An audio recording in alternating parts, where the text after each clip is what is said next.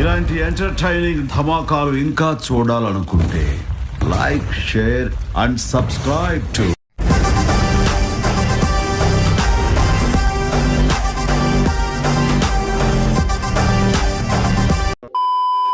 నిర్వీర్యమైపోయిన పరిస్థితులు కనిపిస్తా ఉన్నాయి. ఏంటి మమ్మీ ఎవడీడు? చేసింది ఏమిటి అంటే చేశామన్నట్టుగా చేసి వీడొచ్చాడండి. ఈసారి మాత్రం వీడు మాయలో పడకూడదు. సగర్వంగా తలెత్తుకుని కాలర్ ఎగిరేసుకుని వెళ్లే పరిస్థితి. మూసుకొని కళ్ళు తెరిసేసరికి సంవత్సరం అయిపోయింది. ఇప్పటికే సమాచారాలు అవుతున్నాయా? తప్పించుకుందామని చూస్తున్నావా? ఇడిచిపెట్టాను బిడ్డ. వాయిస్ ఆఫ్ ది వాయిస్లెస్ కింద చూసావుగా వాడి విశ్వరూపం. మళ్ళీ ఈసారి వచ్చేది పొద్దున్నే తీసుకొచ్చి ప్రతిపక్షంలో మనం కూర్చోవడం కొత్త కాదు. అరే బామర్ది, అసలు నువ్వు మీటింగ్ ఎందుకు వచ్చావురా? ఒక్కొక్క క్వార్టర్ కు ఈరోజు సంతోషపడతా ఉన్నా. అంటే సందర్భంగా కంగ్రాచులేషన్స్ కూడా మరొకసారి కృతజ్ఞతలు తెలుపుతా ఉన్నాను. కానీ కూటమి ప్రభుత్వం అధికారంలోకి రాగానే నేను ఎక్కువ కాలం బతకనండి. మీరు పెట్టే టెన్షన్ కి ఇప్పుడు సడన్ గా చచ్చిపోతా. చంద్రబాబు నాయుడు, పవన్ కళ్యాణ్ కూటమి ప్రభుత్వం నిట్ట నిలువున మోసం చేస్తున్నారు.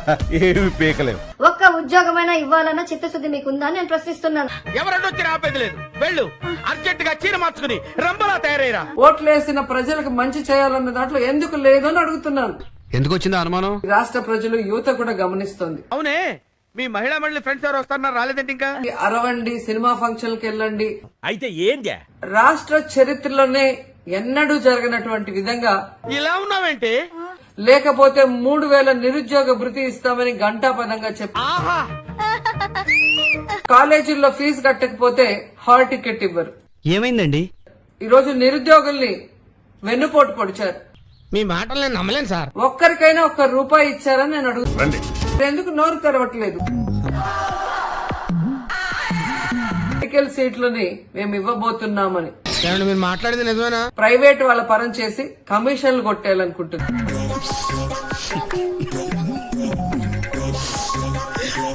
పేద విద్యార్థుల చదువులు ఈరోజు ప్రశ్నార్థకంగా మారే. ప్రభుత్వ మెడికల్ కాలేజీని అమ్మేయాలని చూస్తున్నారు. అయ్యా పవన్ కళ్యాణ్ గారు, ఏంటి బాబన్న ఇంకోసారి 10 నెలలు కావస్తోంది. డోంట్ వరీ సార్, మిమ్మల్ని పూర్తిగా ముంచే బాధ్యత నాదే. దోచిపెట్టాలన్న ప్రయత్నం చేస్తున్నారు. పర్లేదు మిమ్మల్ని బంగాళాఖాతంలో కలిపేస్తారు. తీరుస్తా మేడం, మీ ఆశ తీర్చి మిమ్మల్ని సాటిస్ఫై చేస్తారు కదా. చంద్రబాబు నాయుడు, పవన్ కళ్యాణ్